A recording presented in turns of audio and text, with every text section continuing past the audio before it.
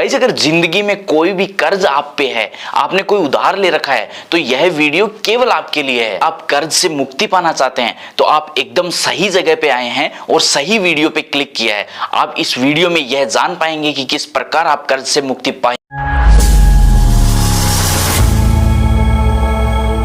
Hello friends, कैसे हैं आप सभी? उम्मीद है आप बहुत अच्छे होंगे। मैं अंकित आरपी अंकित हिंदुस्तानी चैनल में आपका स्वागत करता हूं।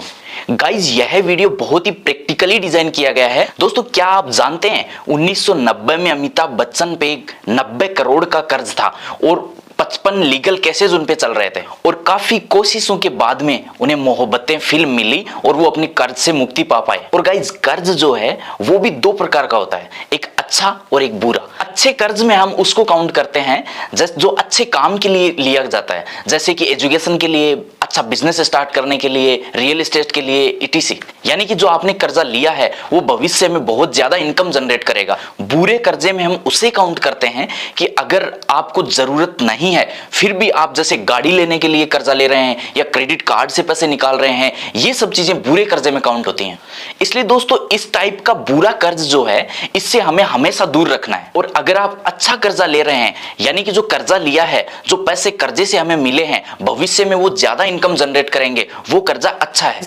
पैसा कर्ज पे लेना बुरा नहीं है, लेकिन उसको हम कहां लगा रहे हैं, इन्वेस्ट कहां कर रहे हैं, वो मैटर करता है।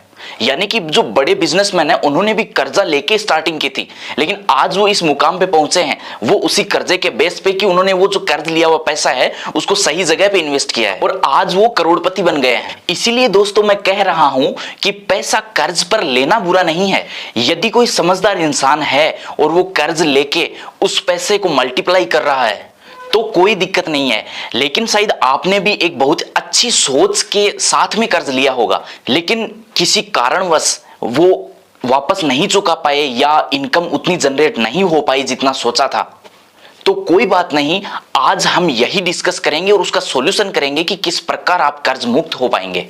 इस वीडियो का गोल यही है कि अब हम आगे और कर्जा नहीं लेने वाले हैं। जो कर्जा लिया हुआ है, जो कर्ज हम पर है, उसको हम किस प्रकार खत्म करेंगे, तो यह मैं स्टेप बाय स्टेप आपको बताता हूं। इसमें सबसे पहली स्टेप यह है कि आपने जितना कर्ज लिया हुआ है सबसे पहले आप उसकी लिस्ट बनाइए। जैसे कि आपने कर्ज ले रखे हैं, ये लिस्ट देखिए। इस प्रकार चार्ट जो आप देख रहे हैं यह चार्ट बनाइए कि सबसे पहले आपने होम लोन ले रखा है, उसके बाद पर्सनल लोन, फिर कार लोन, फिर एजुकेशन लोन, क्रेडिट कार्ड का बिल, जो भी है पूरी लिस्ट बनाइए और साथ में इंटरेस्ट रेट लिखिए उसमें कि कितना आप इंटरेस्ट कौन से लोन पे कितना पे कर रहे हैं। बहुत सारे लोग ये लिस्ट बनाने से डरते हैं क्योंकि उनको लगता है कि हमने इतना कर्जा ले रखा है, उनको वो मेंटली प्रेशराइज हो जाते हैं। तो भाई आप चेक नहीं करोगे कि कितना वजन है तो कैसे पता चलेगा कि कितना कम करना है, कितना ज्यादा करना है।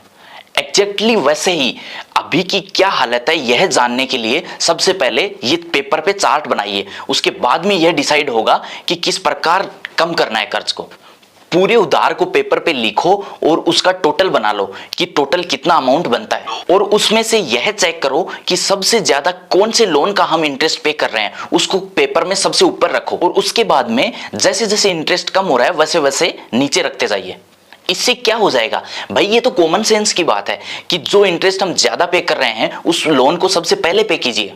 और गाइज इसके बाद में स्टेप टू में यह है कि सबसे पहले आप अपना बजट बनाइए। आप जो भी कमाई कर रहे हैं और आपका जो खर्च है उसको पेपर पे लेके आइए। जब आप अपना खर्च और आपकी अर्निंग पेपर पे लिखेंगे तो आपको पता चलेगा कि आपको अच्छी जिंदगी जीने के लिए कितने पैसों की जरूरत है। इसलिए बजट बनाना बहुत जरूरी है क्योंकि इसी बजट से ही पता चलता है कि आप अपने लोन की ईएमआई कैसे पे कर पाएंगे।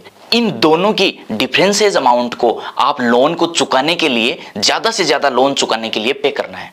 इसीलिए मैं यही चाहूंगा कि आज से ही आप जो भी खर्च करते हैं उस खर्च को लिखिए, क्योंकि लिखने से हमें पता चलता है कि हम क्या खर्च कर रहे हैं। और कई बार क्या होता है कि हम खर्च कर देते हैं और हम यह पता भी नहीं रहता कि कितना खर्च कर दिया, क्योंकि जब तक आप अपने एक्सपेंसेस को नजर के सामने नहीं लाओगे तब तक आपको पता नहीं चल पाएगा कि पैसा कहां जा रहा है। और गाइस थर्ड स्टेप में आपको ये करना है कि टेम्परेरी एक्सपेंसेस जो हैं उन पर आपको कंट्रोल करना है। जैसे कि आप मूवी देखना एक बार कम कीजिए, रेस्टोरेंट में जाना बंद कीजिए, बाकी जो सब्सक्रिप्शंस हैं आपके उनको एक बार रोकिए और आपके जो अनवांटेड सेलिब्रेशंस हैं उनको कम कीजिए। और साथ ही साथ अनवांटेड शॉपिंग को भी बंद कीजिए, क्योंकि दोस्तों किसी का पैसा अपनी जेब में हो और हम एंजॉय करें इस तरह से तो दोस्तों कुदरत भी हमें सपोर्ट नहीं करेगी। और गाइज इसके बाद में फोर्थ स्टेप आता है अवॉइड ओवर स्पेंडिंग। जैसे कि आप नया घर ले रहे हैं और एक बार अगर रुक सकते हैं तो थोड़ा उसको स्किप कीजिए, और इसके बाद में जैसे शादी है, शादी में कम से कम खर्चे में शादी को मैनेज कीजिए, और जैसे कार लेनी है तो कार को एक बार थोड़ा डिले कीजिए, ट्रेवल है, शॉपिंग है, बिजनेस है और क्रेडिट कार्ड्स हैं, जितना एक्सपेंस को हम मैनेज कर सकते हैं उन सबको एक बार कंट्रोल कीजिए।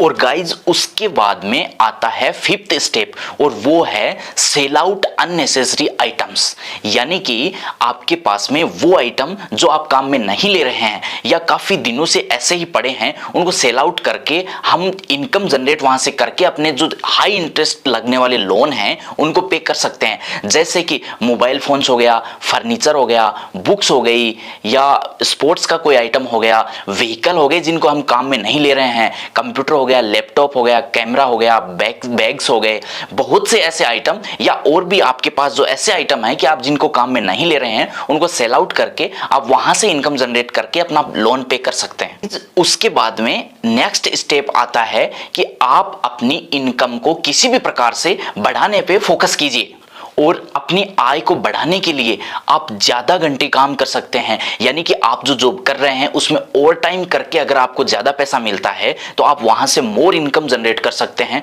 और उसके अलावा दूसरा कोई पार्ट टाइम जॉब करके भी आप ज्यादा इनकम जनरेट कर सकते हैं। या आप कुछ नया सीखिए, जैसे कि आप वीडियो एडिटिंग सीख सकते हैं, या ऑनलाइन वर्क जो वर्क फ्रॉम होम हो सकता है, या कैसे भी मतलब किसी भी प्रकार से ऑनलाइन कोई भी काम करके आप इनकम जनरेट कर सकते हैं। और गाइज अंतिम स्टेप आता है कि आप मेंटली प्रिपेयर रहिए, यानी कि आपको यह लोन चुकाना है, यह मान के चलिए। तो दोस्तों ये वीडियो में हमने वो सब चीजें देखी जिनसे आप अपने कर्ज से मुक्ति पा पाएंगे।